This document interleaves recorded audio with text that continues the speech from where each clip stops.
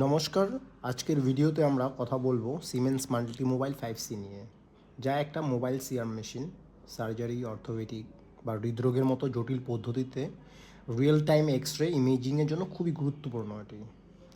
তবে সম্প্রতি এই মেশিনটি একটি বড় সমস্যা দেখা দেয়, মেশিনটি বারবার রিস্টার্ট হচ্ছিল।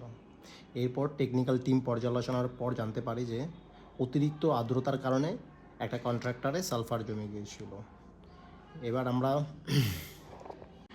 এবার আমরা দেখব যে কীভাবে সেই সমস্যাটাই সমাধান করা হলো, ধাপে ধাপে তা সমাধান করা হলো, যাতে এখান থেকে আপনারা জ্ঞান অর্জন করতে পারেন এবং সমস্যা সমাধানের দক্ষতা শিখতে পারেন। Technically, guys, we know you are engineers, you know so many things, but the thing that is I really want to share, that is I face in these machines always and every time.